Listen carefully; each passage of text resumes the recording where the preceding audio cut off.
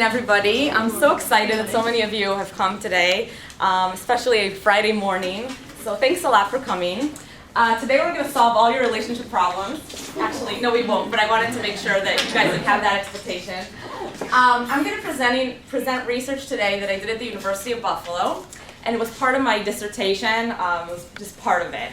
And it's called, Are All Acts of Kindness Created Equally?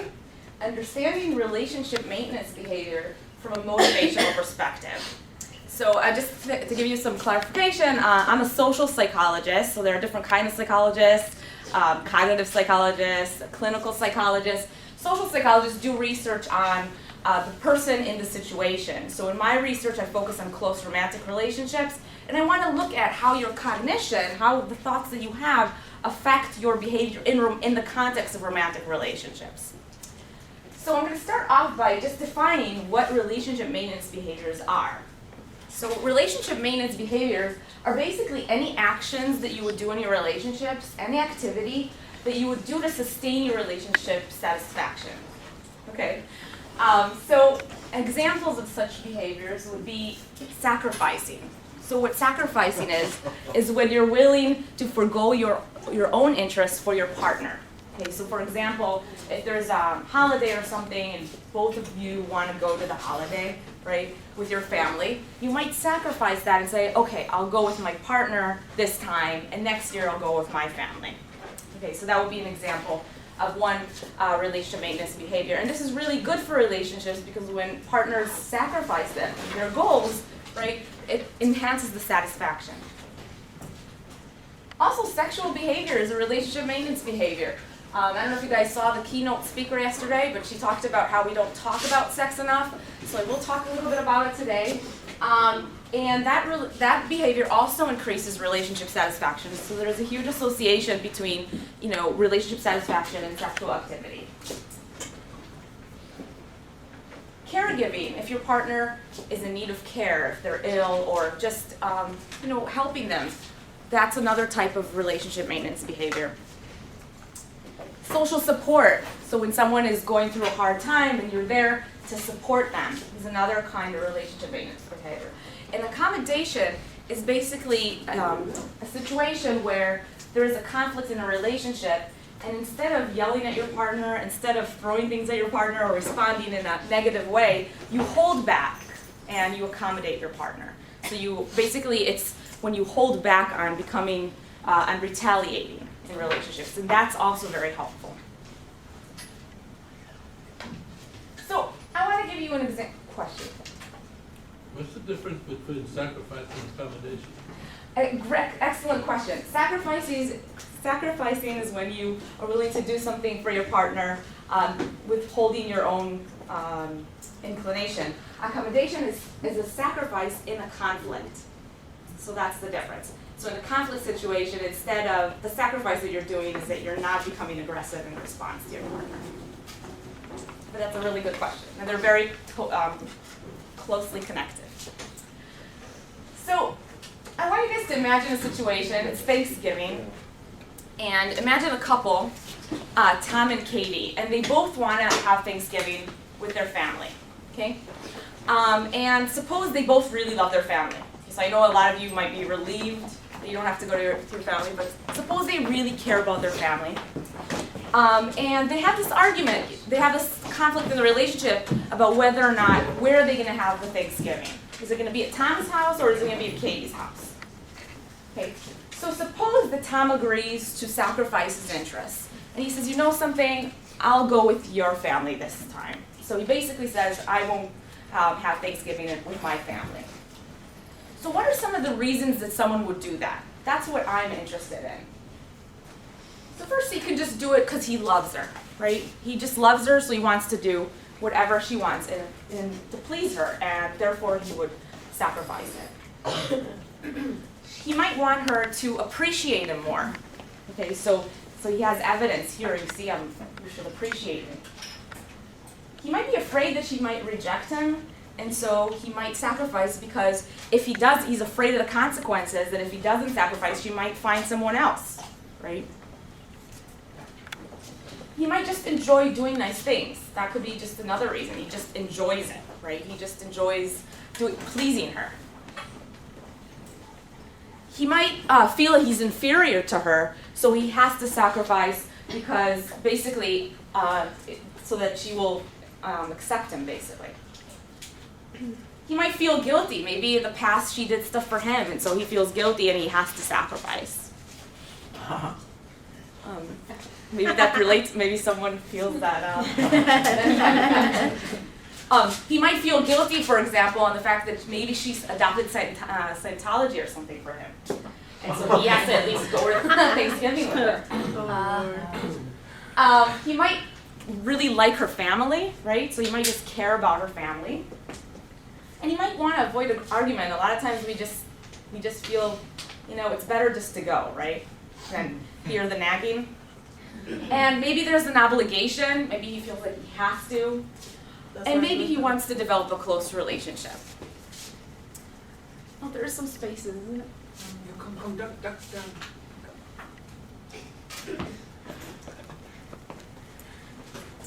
Okay, so these are the different kind of motivations you could have, and of course you can have way more than these.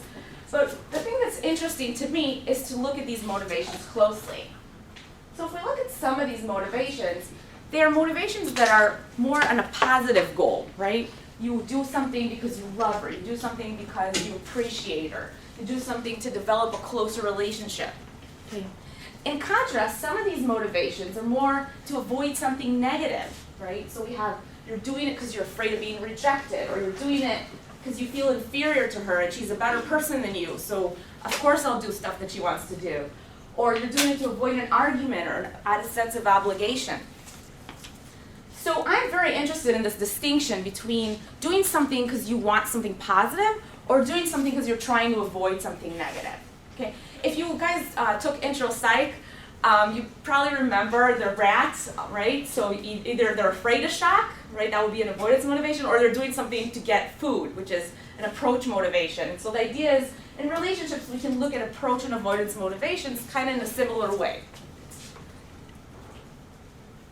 And approach and avoidance motivations, these are motives that have been studied a lot in the literature with regards to various kinds of behaviors. So even with regards to studying in college, right? You can study in college because you want to obtain really good grades, or you can study in college because you're afraid of failing, right? So those are two different kinds of motivations for why you're studying.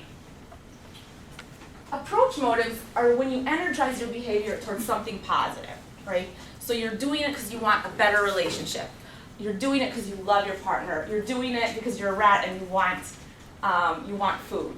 Okay, so these are something where you try to go towards something positive. In contrast, avoidance motives is when you try to avoid something negative. So think about the rat that's trying to escape an electric shock. Or in romantic relationships, you're trying to escape that argument, or you don't want your partner to reject you, right? So basically, these are two kinds of motives that, in general, are associated with positive and negative outcomes. And you can have a general disposition, a general individual disposition to have either an approach general orientation to life or an avoidance orientation. So in general, there could be individual differences. Each one of you might, in general, tend to have this kind of outlook on, like, when you look for something positive, or if you generally try to avoid something negative. So some people just have fear of rejection, right? With romantic relationships, that's a general fear of rejection. Or they might have this hope for affiliation. They always look at the positive of relationships, how they can become closer. When they go to a date, they're just thinking about how can I, make this work. People also differ in the need to belong. So all of us want to be included, right? And we have differences in the need to belong. Some people really care about being included into things.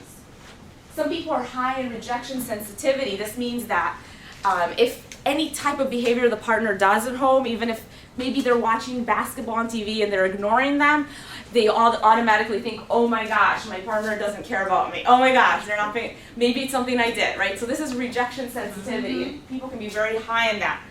And they might, ask a lot of questions about that. And promotion and prevention focus is another kind of distinction in the literature that's also considered very similar to approach and avoidance motives. But in addition to motives, we also have goals, and these, the difference between a motive and a goal is that the goal is a short-term state. Okay, so this is in response to a particular situation. So you might, for example, be very high in your motivation to avoid rejection. Okay, in general, you're high in that. But then in a particular situation, you might have a goal to still care about the person, to still connect to the person. So the difference between them is that motive is something that's more stable, and the goal is something more specific to a particular situation that can just be activated by the environment. And these are just other kind of researchers that have looked at these kind of goals. And I'm very interested in the goals. I want to see how people's goals in a particular situation can affect how they respond to their partner. So in general, researchers have shown that approach goals for doing behaviors in relationships are associated with more positive relationship outcomes. They lead to better satisfaction. In contrast, avoidance goals are more associated with negative relationship outcomes, so less satisfaction, more conflict in relationships, likelihood of breaking up earlier in the relationship. Now, it doesn't mean that if you have a goal one time, that's it, your relationship is doomed. No, but this is more general. In general, they find these differences. But the question that I had, and just to go over some research, researchers found that when people have approach or avoidance goals for sacrificing, that was associated with their general feeling that day of being positive or negative. So they did, for example, daily diary study where people completed questionnaires every day about their relationship. They described their sacrifices and how happy they were. And people that did things for avoidance goals were less happy in general than people that were doing things for approach goals. Even sexual behavior is associated with positive or negative outcomes. So you can have sex because you love your partner and you want to feel connected to them, or you can have sex because you're afraid that they're going to reject you, or because you feel guilty, maybe if I don't have sex with them, they're going to leave me. So even you can have different motives, goals and motives for having sex that is also associated with your sexual satisfaction.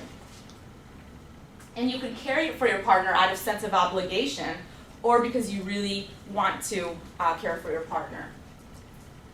So the research has generally shown, that approach goals are associated with positive relationship outcomes, avoidance goals are associated with more negative relationship outcomes. But my main question was, why is this? What is it about the approach goals, and what is it about the avoidance goals that lead to these positive or negative outcomes? So one of the things that I was interested in is looking at people's exchange concerns.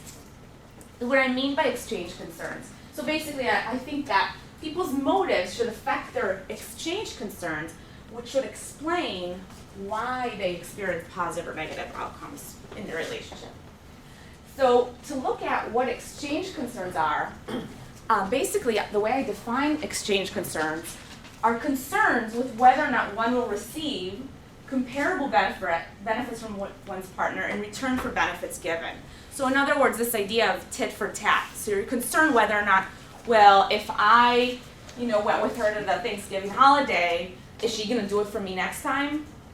So a concern, preoccupation in your mind about it, so that you're thinking about it a lot in your relationship.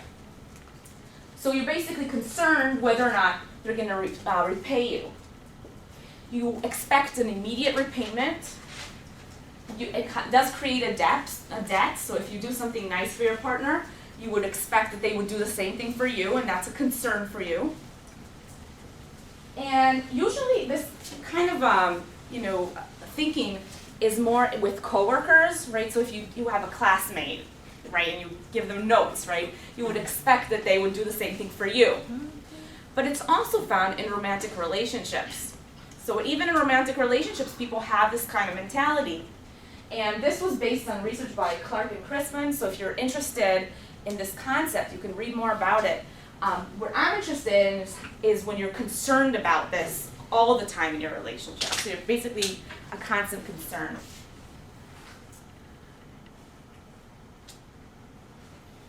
in general, when people have this kind of mindset where they calculate in their relationships and they look at, how much did I put in, how much did I get out of this, right?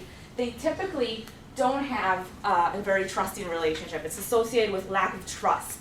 Because if you think about it, trust is this feeling of my partner, I can trust that everything will be okay, right? And when you have this concern, you don't trust that things are going to happen well in your relationship.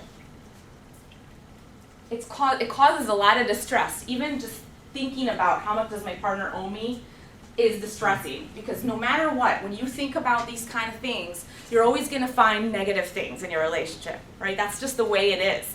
So if you're constantly thinking about, did I give more than my partner, you're going to find also evidence that, when things aren't fair, that's how life is, and that's going to make you more and more and more distressed. And it's also associated with lower relationship satisfaction. So it's not really that great to have that kind of an orientation in your relationship. Now, of course, all of us have it to some degree. So, if you think about it, don't say, oh my gosh, I'm ruining my relationship. But all of us have some form of this kind of thoughts. But in general, if you think about this often in your relationship, it tends to lower your satisfaction. So, my hypothesis in the experiment that I'm going to present to you was that when people do behaviors for approach goals because they want something positive in a relationship, it should be associated with a low exchange concern. They won't be as concerned about whether or not their partner is going to reciprocate it. They won't be concerned about whether or not things are fair. And that should be associated with a higher degree of relationship satisfaction, with greater satisfaction. In contrast, when people do things because they're avoiding something negative, because they're sense of obligation, because they're afraid that something bad is going to happen, because they're afraid of being rejected, I hypothesize that people, when they do behaviors for these kind of goals, they're going to feel highly concerned about exchange. So I did this to avoid rejection, so I wonder if my partner really cares about me. We'll see what he does for me next. Okay? So the idea is that the reason why they do this is because they're really concerned about whether or not their partner is going to reject them or something negative is going to happen. And the only way to know that is whether or not when the partner repays you and does something nice for you, then you can reduce your anxiety. So I hypothesize when people do things for avoidance goal and they're high in exchange concern, this should lead to less relationship satisfaction. Now, I'm only presenting today one study that just looked at this association. So I'm not going to present a study that looked at this association, but for now, I just wanted to see, do approach and avoidance goals change people's exchange concerns? So is my hypothesis that these two would be associated with exchange concerns confirmed? Basically, I'm looking at that question. So in this study, it was conducted at the University of Buffalo. We had 75 undergraduates, so these are students that had to do research as part of their intro psych requirement. I had 37 men and 38 women, and they all completed a questionnaire in a mass testing session in the beginning of the semester that asked them a bunch of questions about everything under the sun. And one of the questions was, are you in a relationship, and how long have you been in a relationship? So then I selected from the people that said yes, they were, the people that were in a relationship at least 4 months or more. Now you might ask me why 4 months? Because generally 4 months, when people are in a relationship for 4 months, things are more stable. Whereas in the beginning stages of the relationship, things are less stable in the first month or two, and that might be a completely different, I'm not saying not interesting to look at that population, but it's kind of different dynamic. The mean age was 19.73, so people were around 18, 19, 20. Their mean relationship length was 19 months. So I did exclude people that were, for example, married, right? Because that's a different kind of relationship than someone that's just been dating, right? So I only looked at dating people. I did measure the relationship satisfaction in the beginning as well, before the study, just to make sure, to see kind of what their level of satisfaction was before even they come to the experiment. And in general, it was about 7.24, and the scale was between 1 and 9. So you can see that people are generally pretty satisfied, right? It's not that a lot of people said 3 or 4. And the mean commitment, so how committed are you to your partner, was also around 7.72. Okay, so these are pretty happy people in the relationship. Then what I did is, because I'm interested in approach and avoidance goals, I manipulated approach or avoidance goals, or had a control condition. So in other words, I made people think about their relationship either in an approach way, an avoidance way, or a control, that they didn't think about their relationship in those terms. So in psychology, you manipulate something, that means that you change people's thoughts. So it doesn't matter how they are generally in their life. When they come to the experiment, the idea is that the group that is going to receive this manipulation is going to basically be in that mindset. It doesn't matter if they're, generally like that. Whereas the people that I manipulate to become avoidance are going to be in that mindset. So that's how psychologists can look at cause and effect, right? Because I take people that it doesn't matter how they are in their general life, right, and every day, and then I make them behave in a particular way in the lab, and I look at whether or not this affects their exchange concerns. So I look at cause and effect. That's why you would do an experiment. So I had one approach condition, one avoidance condition, and one control condition. That's the comparison group that I have to compare to them how people would behave if I didn't have this manipulation. So basically people that I didn't manipulate approach or avoidance goals. And then I looked at people's exchange concerns. So I had a scenario exchange concerns, which I'm going to describe what that is. I had a questionnaire that I devised, and then I had another equity questionnaire, which is a questionnaire that's also used in the literature. And here's how I manipulated it. So this is how I basically changed people's goals in the lab, okay, to make them either feel doing things for their partner for positive reasons, for negative reasons, or for control, no reason. So people came to the lab and they were doing this experiment on the computer, and we had these instructions for them to read. So you're about to be presented with 12 hypothetical relationship scenarios. When reading each scenario, try to place yourself in the situation and imagine your behavior, Tom's behavior, and the atmosphere of the situation. And the computer was programmed so that their partner name appeared throughout the experiment. So this makes things more personal for people. So in the beginning of the study, you just ask them what's your partner's name. The computer takes that information, and then all the questions have that. Now, people in the experimental conditions, so these are the experimental conditions, right? We have 2 experimental conditions, 1 control condition.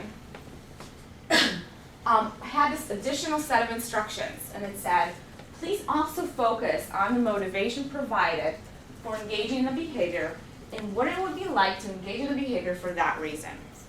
And because undergrads typically are very much in a hurry, right, and they want to get things done as quickly as possible, we did have a timer in the computer, so when they read these scenarios, it was set so that they had to basically do this, right, and they had to focus on this motivation. And I'm not saying you guys are in a hurry, but people in Buffalo, they do experiments. Where's my credit? How fast can I get out of it? So if we look at the goal manipulation, welcome. So basically now presenting 12 different scenarios, right? And I'm going to show you what an example of a scenario would look like for someone in the approach condition. So someone in the approach condition would have this scenario. Imagine that it is a major holiday, and both of your families would like you and Tom to spend the holiday with them. You decide to sacrifice spending the holiday with your family, and instead you spend the holiday with Tom's family because you want to express your love for Tom. Okay, so that would be an example of one scenario out of 12 that someone that's in the approach condition has to read over and think about for a couple of seconds. In contrast, people in the avoidance condition had to imagine the exact same scenario, except this time we changed the goal to be avoidance. Okay, so imagine again, it's the same holiday, all this same, exactly everything's the same, except that now you have to imagine you're doing it because you want to prevent Tom from loving you less. Okay, so Yeah, I know, we're a little mean in social psychology.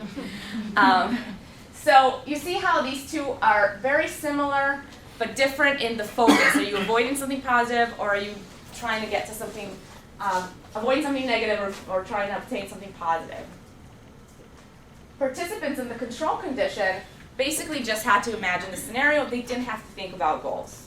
So they had to sit there and stare at the scenario for the same amount of time, but we didn't tell them to think about positive or negative goals.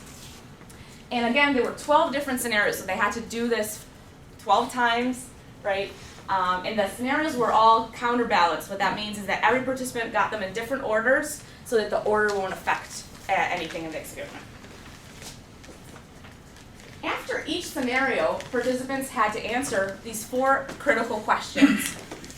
So the first question would be, would you expect, did she switch partners? I'm supposed to be Tom. But would you expect that Dan make it up to you? Would Dan be in your debt? How much would Dan owe you? How upset would you be if Dan didn't reciprocate the favor on a different occasion? So after each one of these questions, they had to respond on a scale from 1 to 7, how upset they would be. So what do you guys think? If they're high in exchange concerns, would I expect this to be a low number or a high number? High, right? So I would expect higher numbers. And which condition do you think I expected these high numbers to be? Avoidance, right? So I did expect the people in the avoidance condition to have the high numbers, people in the approach condition to have the low numbers, and people in the control condition to be somewhere in the middle. Then I also devised a questionnaire. This is a sample of some of the items, and it had 17 items. So after they finished all these scenarios, and they completed these questions for each one of the scenarios, they had more to do. And that was in the form of this questionnaire, and here I just asked them more questions.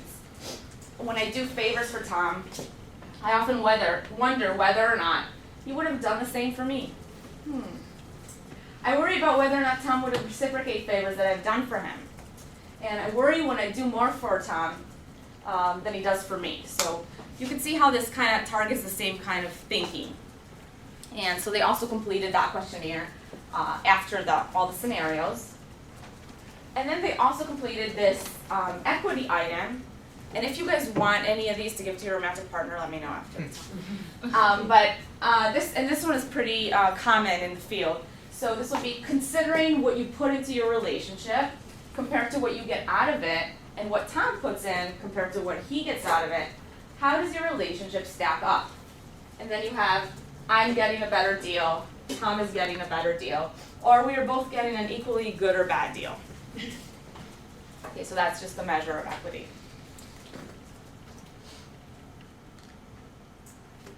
So I looked at these, the first questionnaire, so remember the 4 questions after each scenario. What I did is I averaged them across all the different scenarios, right? And so then I had a measure of their exchange concerns for each scenario. I also had looked at people's exchange concern questionnaire and the equity item. And I made a composite of all of these responses for people. So I basically looked at 2 different things. I looked at people's scenario exchange concerns, so that would be, I looked at people's average responses to these 4 questions across the scenarios, and then I also created a large composite of all of them together. And now I wanted to see if their approach or avoidance goals would affect their concerns, right? So research is not perfect. I hope you guys know this, right? So you don't always get what you want. But let me show you some of the things that I got. So I conducted a simultaneous regression analysis. Basically what this means is that I compared, right? So I have 3 conditions, right? I compared the approach condition to the control, and I compared the avoidance condition to the control. Okay, so that way, because I compared both of them to the control, because the control is the one that's the comparison group. So let's look first at the scenario exchange concern, and this is the composite of people's responses for each scenario. And if we look at the results of the study, we can see that there was a significant difference, okay, between the avoidance condition and the control condition. It was marginal, so you guys, when something is really significant, it's 0.05 or less. So this was marginal, it wasn't 100%, So we can see that the avoidance condition, and this is their level of exchange concern. So remember you guys said the higher the number, the more concerned they are, right? So when they were in the avoidance condition, they were more concerned than in the control condition, but I didn't find what I expected with the approach condition. So I did expect this to be lower than the control condition, but I did not find that. So I was wondering, I wonder if there's any gender differences. What do you guys think? Would there be any differences between men and women? Yes. Whoa, okay, what do you guys think? Because for me it was a surprise. Who do you think would be more concerned? Women. Women, why? Because we tend to approach things more often, and guys tend to avoid stuff. Okay, interesting. Anybody else have another opinion or the same, or want to share their? I don't know if I agree with that, because I know men socially expect to provide for a woman is more than a woman expects to provide for a man. So I feel like a man would go out of his way more to protect or provide something than a woman would. So he would go out of his way. Yeah. So he should be less concerned then. Yeah. Okay. So Like you you agree think, with her? no, I think Oh. a man would be. Oh, maybe I do. I think that a man thinks it's more like it's just his role to be more concerned about the other person's well-being before his own. Interesting. Anybody else? The same. Okay, the same. I'm too busy avoiding the issue. You're a male, so. So actually, I was surprised by the results of my study, and you might be surprised too. But if we look at the results, we find that the results were actually driven by the males in the study. Now again, keep in mind these are 19-year-olds. I looked at some of their questions, and a lot of them felt that, I do enough for her. I mean, give me a break, right? So if we look at the males, they are the ones that are really driving my results. The males were much more likely than the males in the control condition, right, to be concerned about exchange, whereas I didn't find any differences for the females. They're not really affected by it. And this is significant. You see it's 0.00, so it's much more significant than the other results. So definitely the results show that it's driven by the males. I looked also at the exchange concern composite, so that big composite, right? And when you're a psychologist, when you do all these analyses, can you imagine what it is when you press that last button to see if it's significant? Can you imagine the anxiety? And then you see it's not significant. So it's like, boo. Okay. But I looked at differences between males and females, and guess what? When I looked at the differences between males and females, I found again that it was significant, but only for the males. So you might ask, well, how can this be? Well, if you have females that are driving the effects differently, then the whole picture can look to a researcher like it's not significant, right? But researchers shouldn't quit when this happens. So you don't pack your, like they say in Top Chef, pack your knives and go. You don't do that, right? You said, well, maybe there's other things I can look at. Maybe I should look at gender differences again. So I did find this effect. So we can see that males in the avoidance condition are much more concerned about exchange again than the males in the control condition, right? There's no difference again between the approach and the control condition. And there's no differences for female. In fact, if you look at it closely, it almost suggests a little bit of an opposite trend, but again, it's not significant, so we should not interpret that finding. So now that you know about this, can anybody think of explanations for why this would be?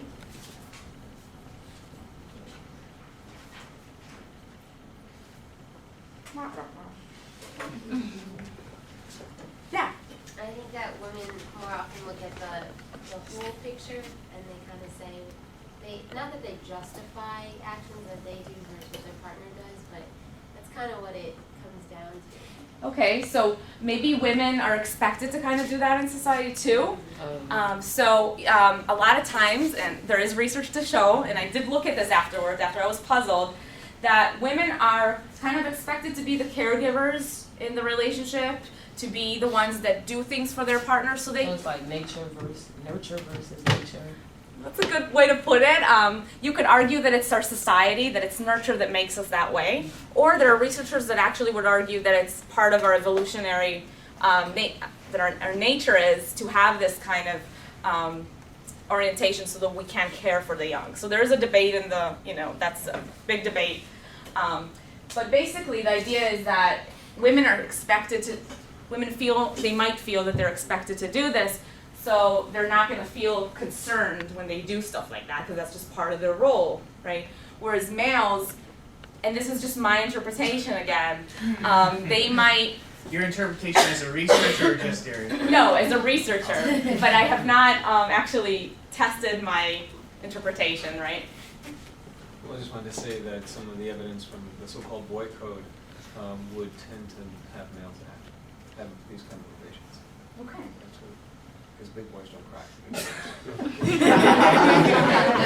Boy code, which is not to feel obligated to care for others. I also think in some relationships, there is a tendency to, if you want to say pick your battles, I think a lot of men in some instances there's certain things that are very, very important to them that they would much rather be more picky about as far as getting an exchange position, but in other things they're like, well, it's not as big a deal to me, so I will let, the female part of it, go, it's not as important. Okay. The interesting thing about what you're saying, though, is that the scenarios that I showed them were not even that big of a sacrifice. It's not that I asked them, would you move to another city for your partner? Right. I asked them, would you give up Thanksgiving? Would you give up a movie? So these are really, really tiny little requests that basically you make them think about, and that can cause this exchange focus. And again, this could be different if you look at an older population, right? And it could be different if you look at people that have been together for a very, very long time. So again, these are just dating people. So maybe there's also kind of an expectation with males. I take her out for dinner, I expect something too, things like that. But these are my interpretations based on, there's a lot of research out there. I was reading it, and that's what I saw that in general women do have this more caring orientation in relationships, and maybe that could have explained the results. But again, this is just one study, right? So if it's always important to do replication. So you always have to do more than one study before you can conclude. So I don't want you to leave this room today and say, men are bastards, right? Like, no, it's just one study. We're not sure about that. Okay. And even just to expand that, there are a lot of males who, of course, would have the other. Right. So and this is just a general tendency. So any one of you might be different than the general trend, right? So in conclusion, when I induced this avoidance goal, right, for engaging in relationship maintenance behaviors, it increased men's exchange concerns, but it didn't affect women. And I didn't find any difference between the control and the approach condition, although I really wanted to, but it didn't happen for me. So in the future, I'm just going to present some ideas that I have. One is I want to look at how it affects relationship outcomes. So remember I told you I just showed you the first part of the model. I did do another study for the second part. It didn't really work 100%, so I'm going to be working on looking at the entire model again. And one interesting question for me is whether or not exchange concerns are something you're aware of. So if you're concerned about this, do you know that you're concerned about it, or is it just something unconscious that happens in your relationship that can affect things? So you're saying, are we calculating about it or not? That's what you want. Right. So if we think about this, can any male now tell me, or female, tell me, this is something I'm concerned about, or is it something that's unconscious, right, that affects us, but we're not really aware of it? And I also want to look at the dynamic nature of the process, so not just from your perspective, but from both partners' perspectives. And I want to thank my research assistants that helped me run the study at the University of Buffalo, and all of you for listening. And let me know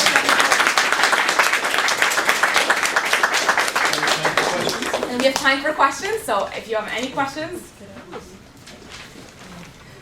Steven? I just had two things I was thinking about. One was in that you didn't find a difference between the control and the approach group. It could be that your manipulation wasn't powerful enough, or that your measurement wasn't sensitive enough, or that the control condition is really more an approach condition. And that maybe certain scenarios manipulate us into being, in real life, into being in the other way, but a normal sense. So that could be part of it. The second thing, so with guilt, you mentioned about guilt. To avoid guilt might be a reason why you do things. How do you relate that with shame, or have you looked at it? In other words, shame would tend to say, I actually don't want to do behavior. So you're looking at why would I do these maintenance behaviors? Have you started looking at or thought about why would I not do that? Maybe That's shame. a good point. I had some of the scenarios that were active sacrifices, and some of them were passive sacrifices. So I would be willing to forgo my party for my partner. So that would be a passive sacrifice. Whereas an active sacrifice would be, I'd go with them to a party that they wanted me to go to, even though I don't want to do. So we did have some scenarios in there, but I didn't have, I didn't look at the differences, so I didn't have enough to look at the differences between them. I'd be very interested in it, because guilt you want to fix, make it better. Right. Shame, it wasn't a bad thing I did, I'm a bad person. So you kind of close down and withdraw. Right, that's a really good point, and I could definitely look at it in the future. I'm also curious, if you look at the quality of the relationship, how that affect. I would think that when people not happy or at least start being unhappy, they would be more calculating what's going on. I did all of that and nothing in return. When they tend to be happy overall, maybe those concerns not even come up. That's It'd be an interesting excellent to point. see how it's how dynamic that is. That's a really big finding in the literature, that when people are unhappy, that's when these concerns start bothering them. So that definitely research, they definitely found that. So it's definitely, and that's one of the reasons why in the beginning of the study, I looked at their satisfaction to make sure that that everybody was kind of the same in the beginning of the experiment. But definitely what you were saying is a finding. So when people are unhappy, they tend to be more concerned about exchange. Did you choose 19-year-olds just because they were readily available? Yes. I would be interested in seeing it across the lifespan. Like, I feel Absolutely. like in college people are in a different mindset. No, absolutely, and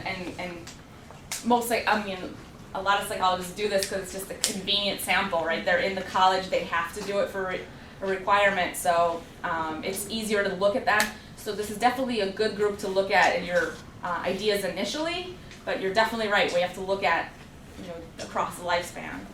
I'm just curious to see how this might have affected the outcome. Were all the couples heterosexual couples?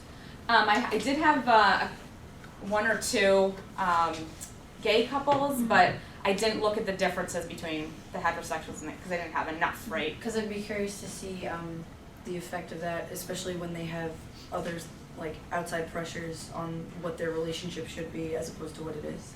Absolutely, very interesting. One of the problems that researchers face is that there are just not enough people that are gay, so that a lot of times they don't do enough research on that population. There's not enough gay people. Well, people want to finish a study in a semester, right? It can take, and these are considerations that researchers have, right? I want to get a study done in a semester. Am I going to wait a year and a half to try to get enough people, or am I just going to do a study? And I'm not saying this is good, not at all, but a lot of people, that's what they end up doing. So there's a lot of concerns of, time constraints, all those things. But again, more research should definitely be done on the gay population. I'm also looking at the passive person who is more concerned about the exchange, that when they, make their sacrifices, it becomes expected of them. And it might be kind of like a friction because the one who's not concerned with the exchange may not even be noticing that they're making those sacrifices. So That's a really good question. Something to look at too. That's a really good question. Two things that you're saying are really interesting. One is maybe it's just their social role in the relationship. They just become the person that does it, right? They don't even think about it anymore because it's just expected.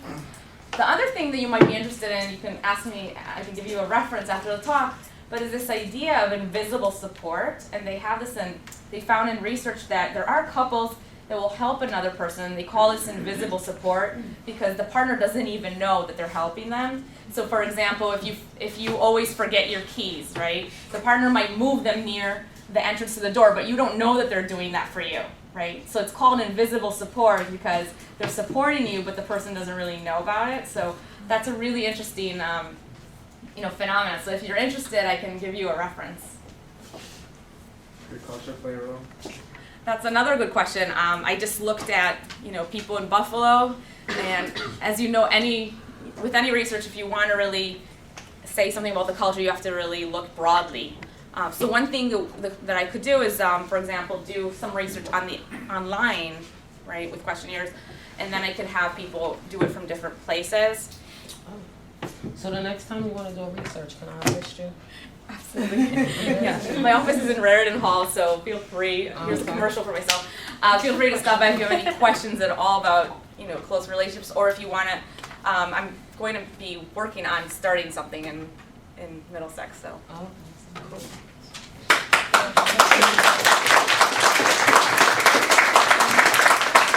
I'm talking for myself, but I'm talking for you because you are an awesome crowd.